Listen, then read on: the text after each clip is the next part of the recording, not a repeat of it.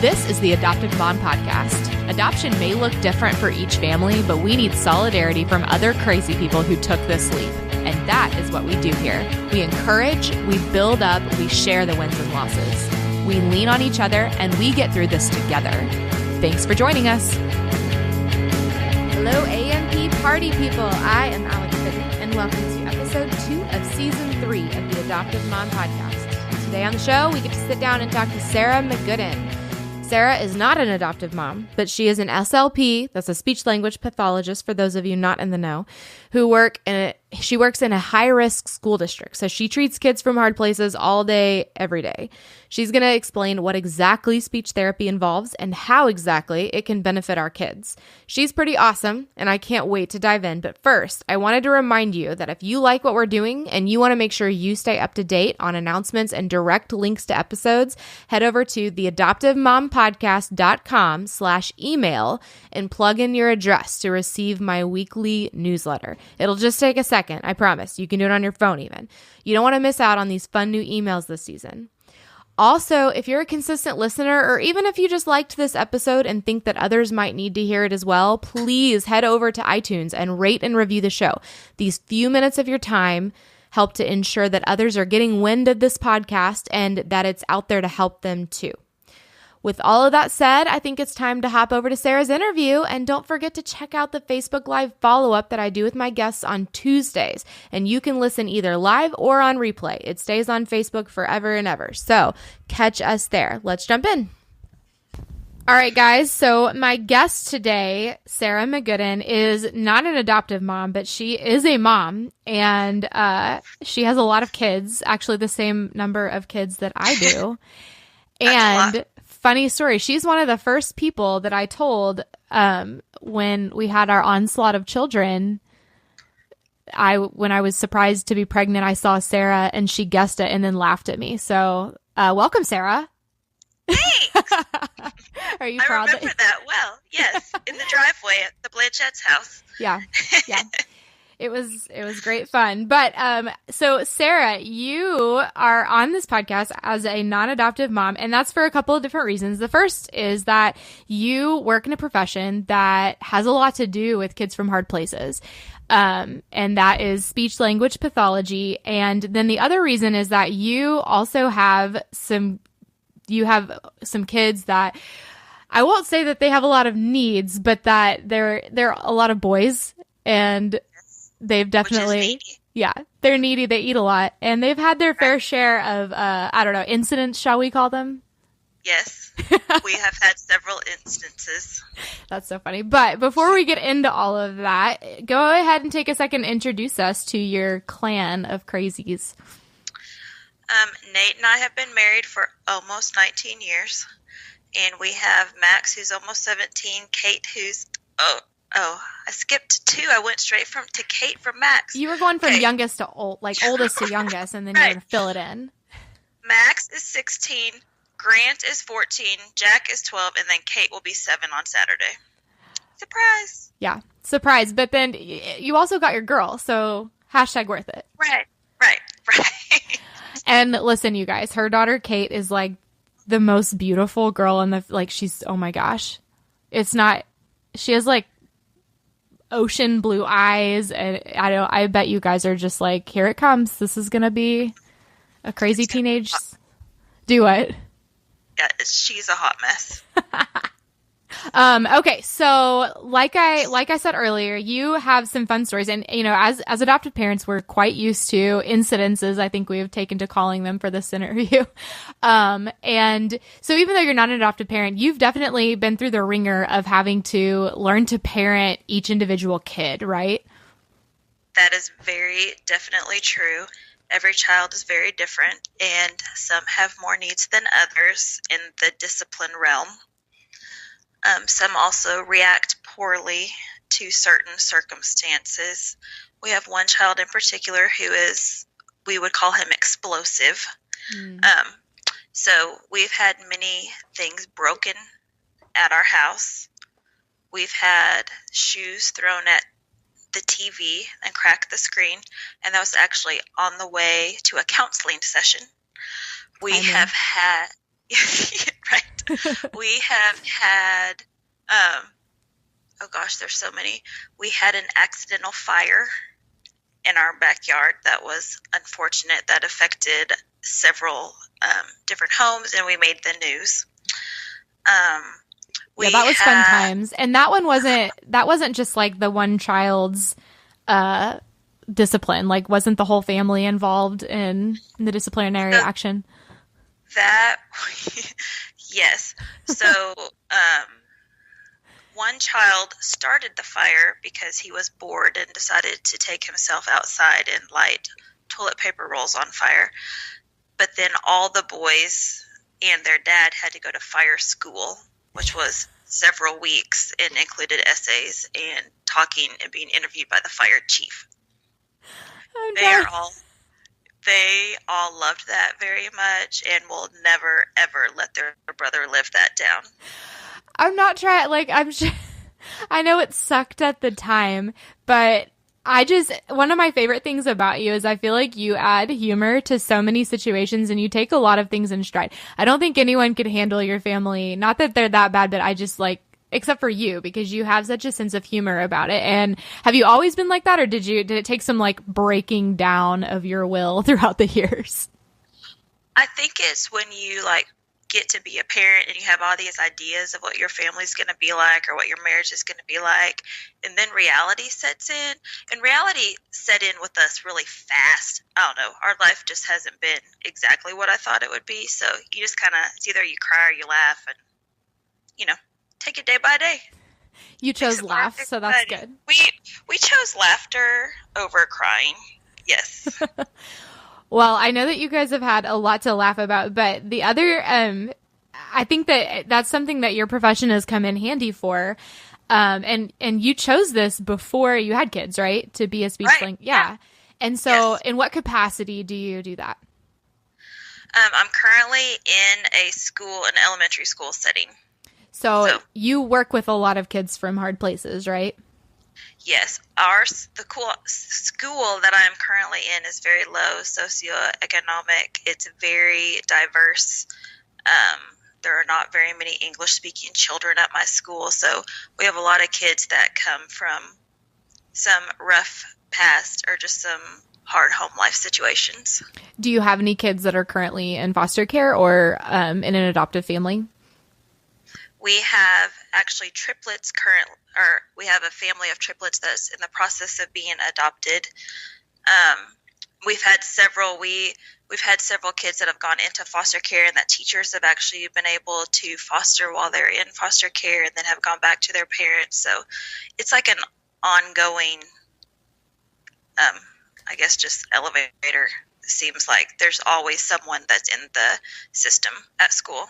Yeah. And so even though you're not yourself an adoptive family, you've been around adoptive families a lot. You work with adoptive families a lot. You work with kids who have been adopted or are in the process or whatever. And so I think that how long did it take you to get used to dealing with your profession in that capacity as opposed to just what you were taught in school? You learn really fast. I worked in a therapeutic day treatment facility for 7 years, and there are many, many children there that it was a residential facility, as well as lots and lots of those kids go through are in foster care. So I think I learned early on just the reality of this isn't just all what you learn in the books. There's so much more with the trauma involved in it that affects these kids. That's so different than what you just are taught in school about learning your sounds. Right. Or just, swallowing and feeding and just all the things. And I think that, before we move on, maybe that's a good idea for you to just take a second and explain to us what all your job encompasses, because I think that, an outdated term for it would just be speech therapy, but you guys do so much more than that now. So what all does it entail? The field of speech therapy involves, from birth to death. It's very, it's a wide range of ages that are involved. There are speech therapists in the NICU in the hospital. There are speech therapists that work with elderly people who've had strokes, learning to swallow and to communicate again. So we do voice disorders, we do swallowing, we do, just like your normal articulation that you would think of. We do feeding, we do language development, which that's what I do mostly in the school, would be the articulation, like how kids say their sounds, but then also language development, like the receptive and expressive language and how those are learned.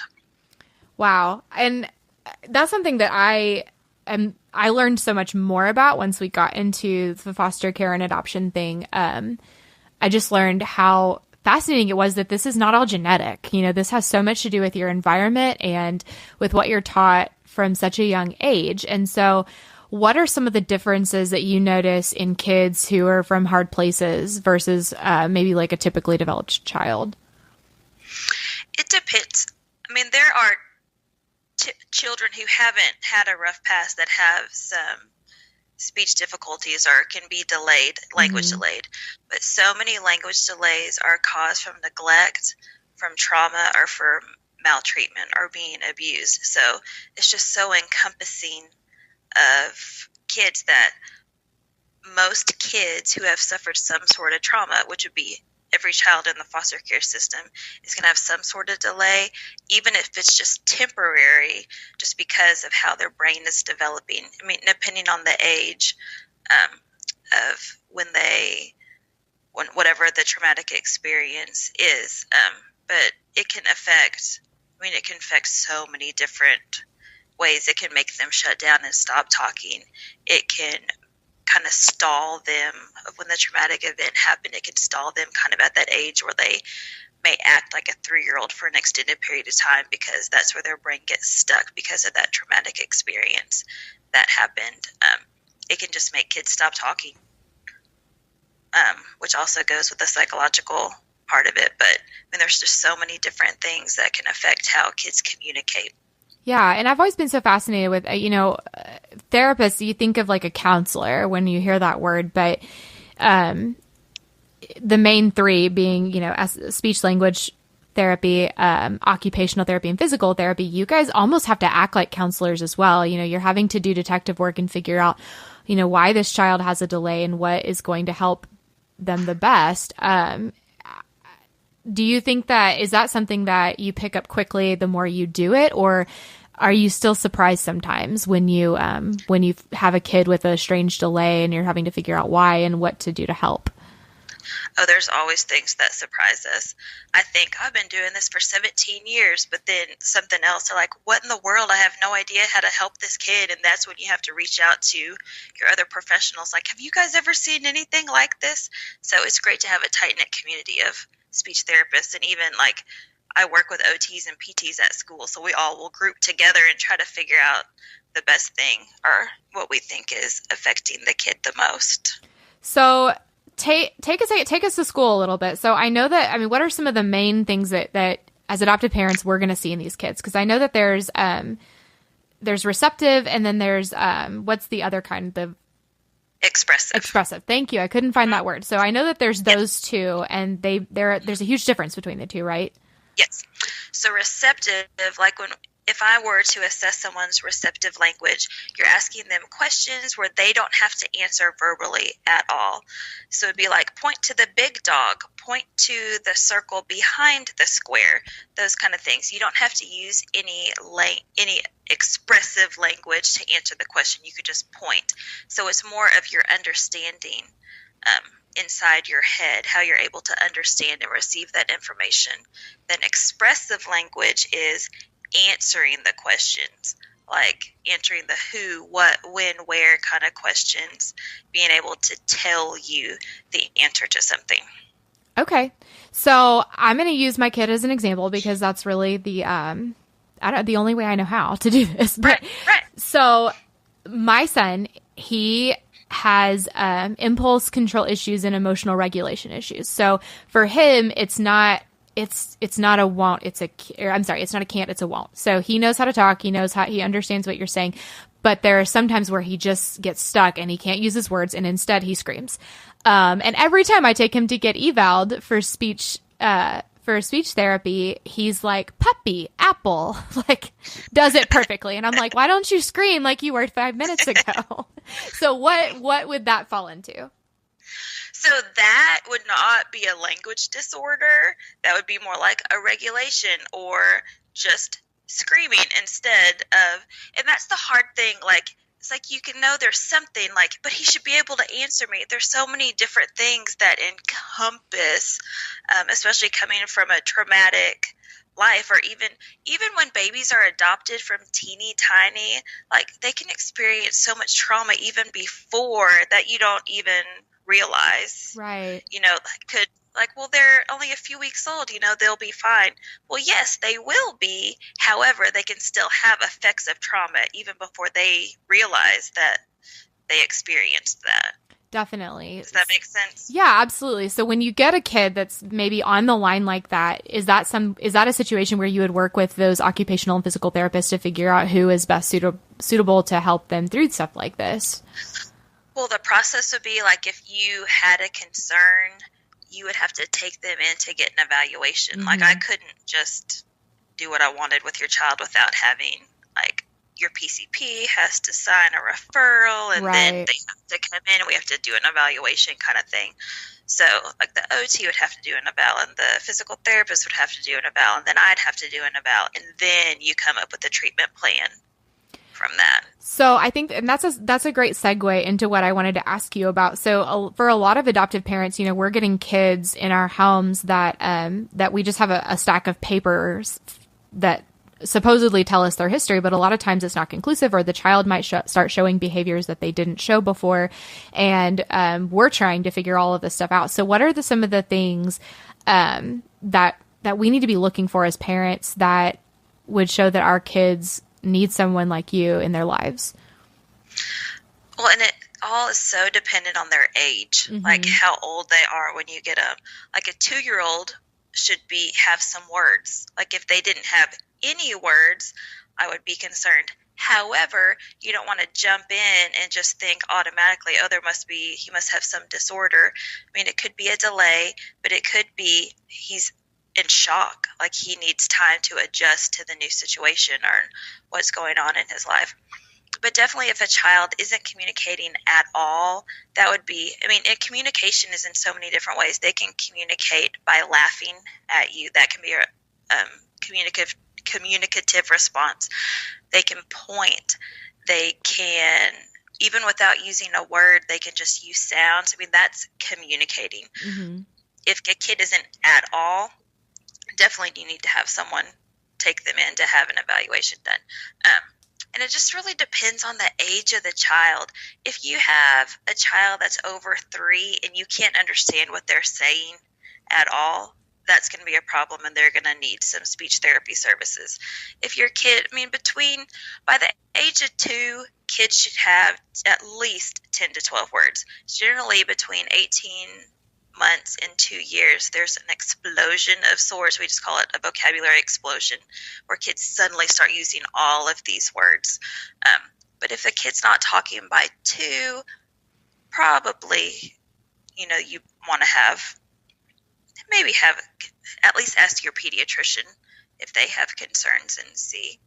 Yeah. But there's so many different, it just depends on how old they are and what's been going on. And so then I could get into my sippy cup and my pacifier soapbox if you'd like.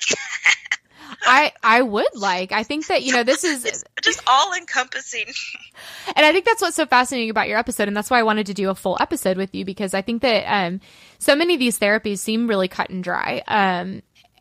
And they're not. They encompass so much more than we think. And I'm interested to learn, because even my question before, when it's not a can't, but it's a won't, and that's not even something that would fall into your category, even though it has to do with their language.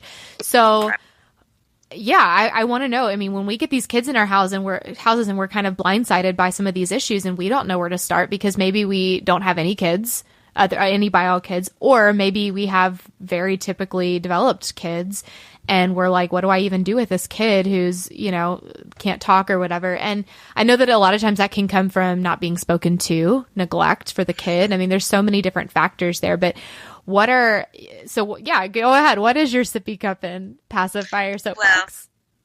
Now, this is going to be different. So if your own children that you have raised from birth, or even like adopted from birth, it would be different than if you got like a 2-year-old in your house. I'm not going to say take away their pacifiers immediately, because that would be very traumatic, because that's their soothing device.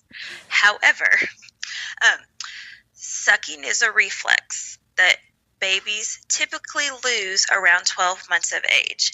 However, when we give babies bottles past a year old, when babies have pacifiers past 1 year old, when those sippy cups that have the little white stopper and you have to suck crazy hard out of those, when they have those past a year old, it keeps that sucking going, which causes problems later on. Tongue thrust is a huge problem with so many kids. It's also called like a forward swallow, where their tongue comes forward, and it can cause problems later. It can cause lisping, it can cause speech impediment, it can cause swallowing problems. So take those pacifiers away. There's nothing that irks me more than seeing a 3-year-old walking around with a pacifier in his mouth trying to talk. So, like, what about a 2.5-year-old? Yeah, take it. What if that 2.5-year-old? What if she just got potty trained and you don't want to rock the boat? Right. Just do one. Hypothetically, I would pacifier away before. What if that ship has sailed? It's sitting on the toilet with a pacifier in their mouth. May or may not have happened today. Right.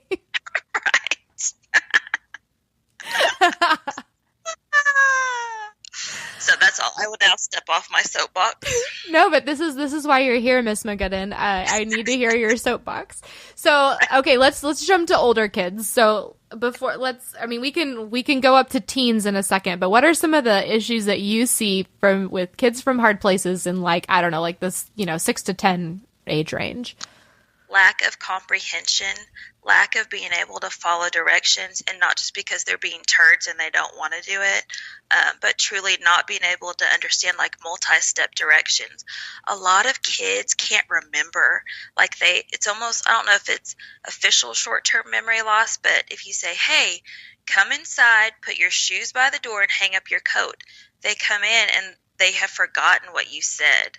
Like, they need visual cues to do it. And it's not just that they're not listening, they're being defiant. They generally may not understand or may not remember. So you can have kids to kind of test it. Hey, what did I just ask you to do? Remember, there's 3 things. So just keeping your direction short and precise, and not going on and on and on, but just making it where they can understand really easily.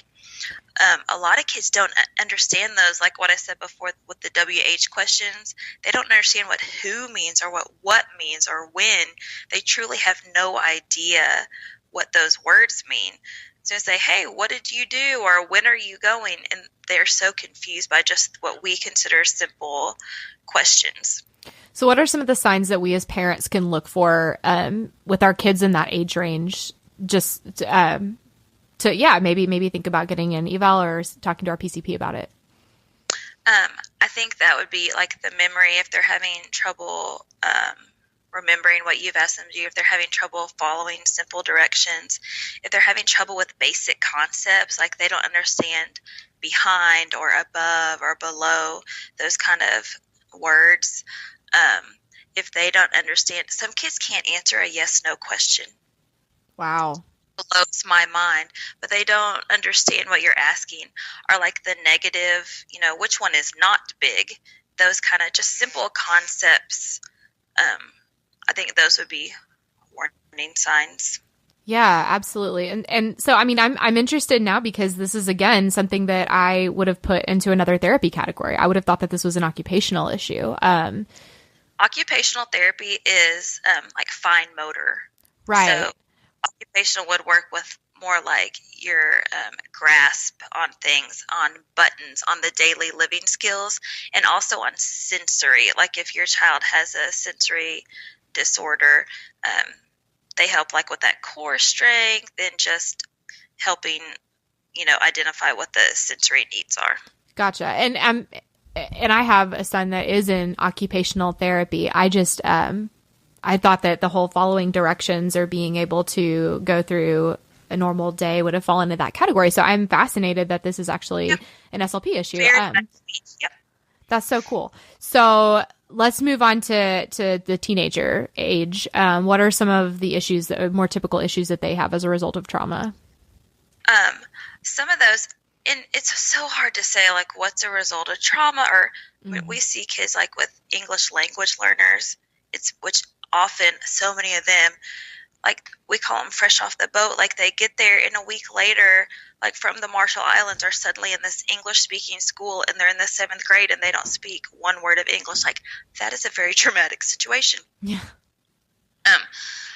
I think it's very similar. So many teenagers or kids that we think like can write a full sentence, they still can't, like they don't have the grammar or the syntax needed to speak in a complete sentence or answer a question in a complete sentence or even write. Like writing a paragraph seems like a simple task. We have kids 7th, 8th grade that can't write a paragraph. Like they don't understand just the concepts of that, or they can't string more than one sentence together, and make them go together to have a clear thought. So a lot of that stuttering can happen as a result of trauma. I always, when kids are younger, like it's very common, like kids under the age of 5 to stutter. Their brains are developing so fast and they have so much in their head they want to say that it's hard to get out. Traumatic experiences can cause a kid to stutter.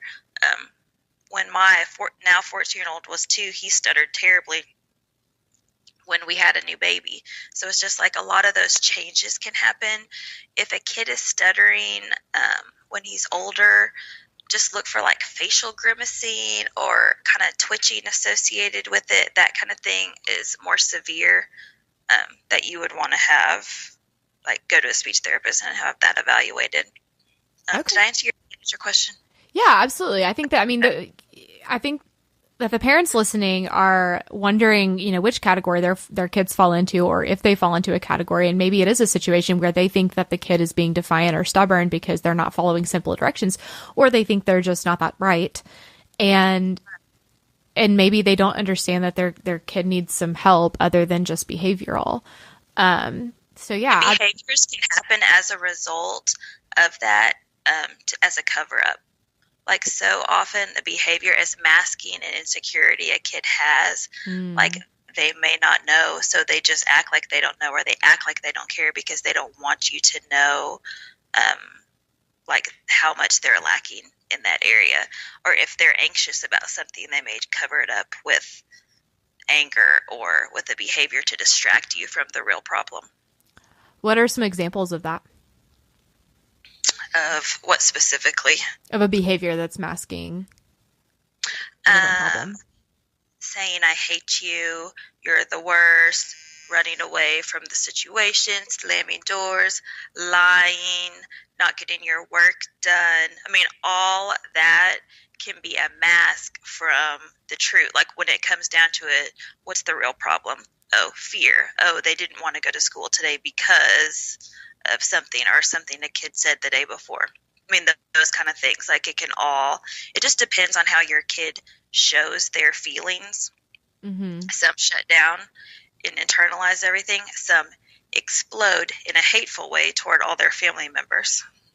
Yeah. And, oh gosh, I mean, that's so interesting because it can apply to so many areas outside of even speech therapy. But it's interesting that that something like speech therapy can help with so many different issues that don't even really fall into that category. So let's talk about some of the more typical disorders that we would see as a result of trauma and how they would work within your profession. So let's talk about like ODD, or oppositional defiance disorder. What are some of the issues that you see as a result of that? Oh gosh, that's so hard. In ODD, like that's not something I would just see a child because they're ODD. They would have to still qualify. Like I have some kids right now on my caseload that are ODD, but it's like their language problems are just secondary to that because like in school, if you have an IEP, the label or what qualifies you for your IEP is what's most affecting you in school. So is your oppositional defiance affecting you more in school, or is your language disorder affecting you more in school? So that's kind of how they classify how kids are seen in school. So ODD, I mean, like, so their speech difficulties are secondary to that. So that's like a whole other realm that they would be probably receiving counseling services for or behavioral therapy kind of services for. Gotcha. So there's no like common denominator with ODD kids and a speech language issue. Okay, interesting. So what about some of the other disorders like fetal alcohol syndrome? I've never had a child with fetal alcohol syndrome. Really? I have, never. Huh. Never have I ever. I know. You need to expand your resume, Sarah McGooden. Right? I know. I think I need to get out of a school and go to some more exciting clinic to get that. I keep saying, we have a couple of other mutual friends that are physical therapists and occupational therapists, and I keep saying you guys should do private practice. Oh my gosh, it'd be so fun. It would. I would love it. Yeah. Okay, so one more. What about RAD? Do you see any common denominators with RAD kids? The common denominator with RAD kids is you never know. Yeah. You never know. It's a fun game every day. It is. It's like Russian roulette. You never know what's going to happen. There could be 6 fantastic days, and then the next day, they are running around crazy screaming at you. And I think that, and I always think of that, like, just think of the internal, like what they're feeling inside to react that way. It breaks my heart. They're the hardest. Definitely. Yes, I know this well. I think that, I've never thought of using Russian roulette as a metaphor for how it feels, but that's excellent. So thank you. Yes. You're welcome. You're always providing value to my life, Sarah. So, we talked about this earlier before we jumped into some of the speech language stuff, but you definitely have 4 kids who are all super different. And I've always really admired your parenting style because I think that you are really good at switching gears between how to parent each one of them individually. And you don't have to like go into, names or whatever, but what are some of those different ways? Because like I said before, even though you're not an adoptive mom, I think that you have so much to add to this discussion because I've watched you parent for a lot of years now. And, I don't know. It's not just that you're good at it, but I think that you're good at laughing at things and not taking things too seriously, but also just kind of rolling with it and parenting each kid the way they need to be parented. And I think that's the hardest thing. And you don't know, like we had one kid and we're like, oh, look at this easy baby. And then you have your second kid is like, oh, he was not an easy baby. He was terrible. This is a great baby. And then that baby turns 15 months old and becomes very different and difficult. I think you just kind of have to go day by day, but and this is the hardest part for me, is being proactive in parenting rather than reactive in parenting. Reactive parenting generally is not good. You respond to what the child is doing to you or what you think they're doing to you, and you can take it personally. If you ever take anything your child says to you personally, you're going to have a really, really rough time because kids are turds and they say stupid things. Amen. And they don't mean it. I always tell my kids whenever they tell me I'm terrible or I'm so mean or I'm the worst mother ever, it's like, I must be doing my job. Thank you. Carry on. So what are some of the examples of proactive parenting for you? So especially with a certain child of ours, knowing that anxiety is a trigger for him, his only emotional response is anger, just knowing that ahead of time and not emotionally reacting when he explodes or punches things or kicks out a window or like those kind of things, being able to calmly not react in a angry way, because that only makes it worse. But realizing too, like when kids flip their lid and when they freak out and they get to that elevated state, there's nothing you can do to get them out of that state. They have to come out of it on their own. You can just provide a safe place without sharp objects around, or they're not going to hurt themselves or others, to let them get to that point. And that's probably the hardest thing. Yeah, I was about to say, you're sitting here telling me that, and I'm like getting hives just thinking about it, because it's so hard, because you start getting scared. And you start thinking, where is this going? Where is this headed? How can I stop it? And you flip your lid then. And yes. Yeah. And not that I've never not flipped my lid. It has happened on occasion. But seriously, we before were on our way home from a counseling session with a child therapist, and a child kicked out the windshield of the car because he was so agitated. So what did you do? I don't even remember. I think I sat there in disbelief thinking, how am I going to tell Nate about this? And then I think also protecting your child from husband's reactions also can be touchy. But I think if you think it's not just how they're reacting, but what are they thinking, like what's happening inside of them that's making them respond like this? Like what kind of angst are they in, or what kind of internal turmoil must be happening inside of them to come out like this?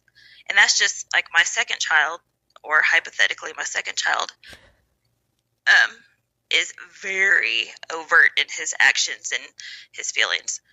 My eldest child is very internalized everything. Like you have to pull things out. And then, but I've also learned, and this is just a teenage boy thing, if you ask too many questions, they won't tell you anything. But we're also very real. Like we're very honest. We don't try to be something we're not in front of our kids. I mean, they know our weaknesses and they know our downfalls, and we don't try to pretend that we don't have them. So I think, just having an open, honest relationship like that too helps. And that helps your discipline, because when you really know your kids, you can learn the best way and what's going to be effective. Like on Max, spankings worked with him when he was little. On Grant, we were just talking tonight how once I sat on top of him and spanked him 7 times and it has no effect. But then learning, that was 8 years ago. Learning now, if I'd known then, spankings are never going to work on him. He needs time away, or he needs to lose a privilege. So just learning how each of your kids is going to respond to the discipline. If I ever spanked Kate, I think she would lose her mind. Like she would be so devastated, but that doesn't. She's too pretty to be spanked. Listen, she has this sassy little mouth on her. But let me tell you, you take her Kindle away and she gets very motivated to straighten up. Is she's pretty much the boss of the boys, right? Oh, definitely, for sure. Yeah. Yeah. Like yes. 5+ and years she their junior. Has been since she was 2 years old. Yeah. Well, it's hard to not be wrapped around her finger. I'm sure that I'm part of the problem. I have one too, the one girl that everyone fawns over, and I'm like, she can do bad things too. But she's just cute while she does it. Exactly. Okay, so I'm glad you mentioned Nate, because I was going to ask, did this understanding come as naturally to him as it did to you, or was it more of a learning process for him? Just with the patience and everything. More of a learning process. I think it's harder. Because I go to all these trainings, and I go to when Grant was in counseling, I was the one taking him for the most part, and so I hear all this and I'm around it constantly, and he's not. He's more old school. Well, I said, do this, kind of thing, or you won't talk back to me kind of thing.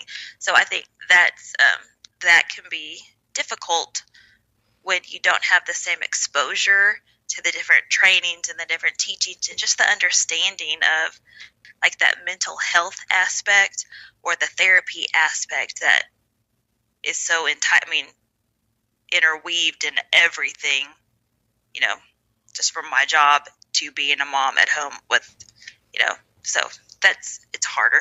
Yeah. For Well, and I can see that. I think that for men with sons especially, they want them to fall into certain lines, and I know that can be really difficult. And yeah, I think that that's interesting because, again, I mean, as moms, we are the ones who are doing more research, and I'm not trying to make stereotypes because there are obviously exceptions to this, but I know it's true for me too, that I'm the one that goes to therapy. I'm the one that, is right. asking all, crowdsourcing all the answers and everything too. Right. Okay. So another thing that I wanted to ask you about, because you seem, and correct me if I'm wrong, but having watched you parent for a lot of years now, you seem like you really do your own thing and do what is best for your family and what your kids need, and you don't have a lot of care for what your family could be seen as, or reputations or anything like that. But I think that that's great. And as as parents, as adoptive parents who have kids that act out and do crazy things, especially rad parents, you have kids that are very good at convincing people certain things. And I feel like we're constantly feeling like we're in a fishbowl. Like, how are we perceived? What are some of the things that you had to let go of as a parent of hard kids? I think having the perfectly well-mannered children in public, who are always respectful and make eye contact when they're talking to adults and respond well and listen. We've had, Nate and I were just talking yesterday about when Grant was little, and he spit on the dentist. Spit. And he threw a big fit in the dentist office, and he had to, was saying mean things to the dentist and had to write him an apology letter later. But that's when we figured out that he had some sensory integration problems, and we took him to get diagnosed with sensory integration disorder. I mean, so, it all comes hand in hand. But I think just that the idealistic behavior of what we expect and what our parents expect our kids to be like. Yeah. And then they don't meet those. Listen, when you put those unrealistic expectations on kids, they're going to fail. Like, if you have those high expectations, they're always going to fail. So if you don't have those high expectations, then it's all great because you didn't expect anything more anyway. Whew. So just lower your expectations. It's never going to be perfect. And guess what? No one cares. And if they do, they don't have their own kids. My siblings apologized to me later after they had their own children. It's like, oh, now we get it. Yeah. And that's interesting because you're an oldest child too, and I love birth order effect. It fascinates me, and I'm an oldest child, and I feel like that comes with a certain amount of people pleasing, and I'm not far enough in my parenting journey where it's been beat out of me yet, so I still get very self-conscious when I know, my kid's snowing over some grown adult who should know better, or my child is on the floor in Walmart. Like, I still get panicky about that. I'm not to the point where I'm like, whatever. And you seem to be at that point, so. It also comes with old age. You don't care. Like, who cares? It doesn't matter anymore. It doesn't matter They don't know. That's what I think. It's like, they'll understand in 10 years. It's fine. I don't care. That's a good outlook. Did that? Yeah. Have you always had that, or did that come with? No, that's been in the past 10 years, probably. Okay. Yep, that falls within the window of when I've known you, so that makes me feel better that you weren't just like born with this. I don't care. I wish I knew this. Like, if I could go back now and have this mindset when I had 3 little boys, 4 and under, just less stressful my life would be, because we put all these unrealistic expectations on what our kids are going to be like and how they're going to behave and how they're going to look and how they're going to dress. And then here goes your 2-year-old in his monochromatic Ninja Turtle outfit with his Crocs on. It's like, you kind of have to let it go, and you think, what is more important? In the end, it's not going to matter. I feel like as hard as it may be. Do what? As hard as it may be to watch them walk out the door wearing that monochromatic outfit. Yeah, that would be hard. But I feel like we need to start do a Kickstarter for you to write just a book of stories, not even with like morals of the story, but just like stories, like and then the firemen came at the end. And then the fireman came, and then we went to fire school. And then we got a discount code from the car glass repairman for being such good customers. You need like a punch card. Right? The glass doctor. We highly recommend them. The fifth one's free. Yeah. Fortunately, we're not there yet. Do what? Fortunately, we're not there yet. Oh my gosh. I can't. I mean, we haven't had that happen yet, but we have several holes in our walls in our home. We have holes in walls. We have dents in doors. We have broken salamander tank, like punched a salamander tank and busted it. Was the salamander harmed? He was not harmed, no. Okay. And the child who did it would have been devastated. And that's just one of those reactions. Like, it's not that he didn't love the salamander. He just punched whatever was nearby. And it had to be a glass tank. Oh, man. Artist. Mm-hmm. Yeah. Yeah, I'm serious. If I need some hand up emojis or whatever on this post if Sarah needs to write a book, because I think we could get this going. She has some funny stories, y'all. But before we close out, I want to ask you some of my closing questions, which I'm having to rewrite a little bit since you're not an adoptive mom. But again, you just have so much to share and so much wisdom in just the realm of dealing with hard kids and how to parent them the best from both experience in your own home and from working with these kids from a speech language capacity. So what do you wish that every parent knew, that maybe they have these hard kids and they're struggling with patience or what to do? What do you wish that they knew? That it's going to be okay. That even if your kid struggles in school, or even if your kid has an IEP and has to get pulled out for special services, kids are strong and kids are resilient. And it's amazing what we see kids go through in school. Like kids that were struggling so much, like in first and second grade, and then you see them again in eighth grade, and they're so successful and they've gotten involved with things. And kids are resilient and they're going to be okay. A loving, supportive family can do amazing things to the life of a child. Absolutely. So what do you wish that these parents would do differently? And not from a shaming aspect, but just if you could be like, hey, but wait, before you walk down this path, maybe let's reroute a little bit. I wish parents were more keen and had more knowledge of early intervention services, that if your child is struggling and you think it never hurts to ask, it never hurts to ask your doctor, hey, I'm kind of concerned about this. Would you write a referral for a speech therapy? Or, I get kids 6 years old who you can't understand a word that they say, and they've never received any services. And it's heartbreaking to know where they could have been had someone said something to them, had they intervened when they were 2 or 3, when they were kind of wondering, this doesn't seem right.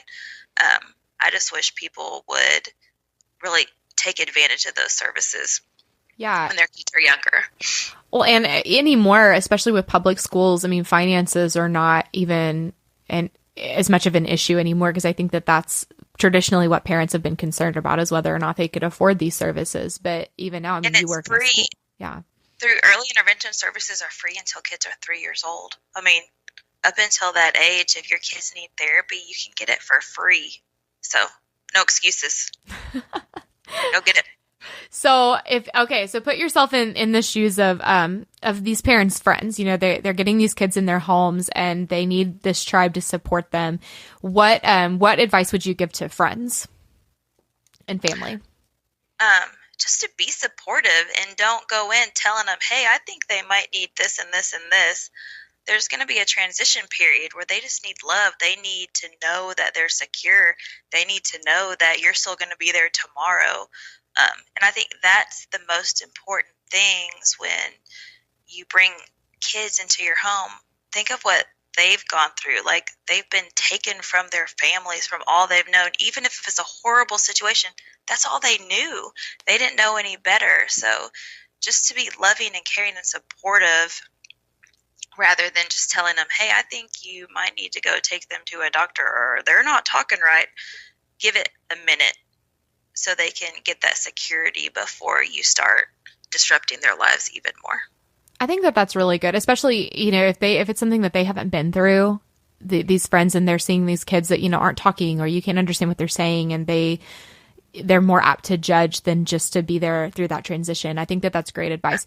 And I have to say, you know, you, even in a non-speech capacity, this is something that you've done really well. I mean, you dropped off like groceries and diapers on my doorstep multiple times. So I know that you fully understand this from experience as well, just being in that supportive role. So what would you suggest this support system or tribe, if you will, to what do you suggest they not do when it comes to kids with these disorders? Don't tell them what to do.